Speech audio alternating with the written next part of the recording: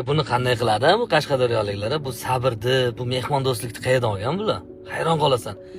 Yaqinda iftorlik bo'lib qoldi. G'uzorda dedi zo'r tandir qiladi deb maqtadi odamlar. Keyin bordik, 3 kishi bordik. Borsak, sal yo'lda vaqtini noto'g'ri olibmiz. Iftorlik vaqtiga to'g'ri kelib qoldi. Shunaqangi odam ko'p, shunaqa talpa o'chirit. Bizni Samarqanddan kelganimizni bildi, mashinaga qarab nomerdan. Hozir mehmonlar keldi. Joy beringlar deb 12 kishilik kabinani bo'shatib bersa bo'ladimi? Hali kabinada o'tirganlar ham yana yomon ham gapirmaydi. Qaramaydi ham, yomon ham qaramay kulib chiqib ketyapti-da, mehmon marhamat deb. Keyinlar akalar o'tirsak hammamiz sig'amiz deb biz ham xijolat bo'lyapmiz-da.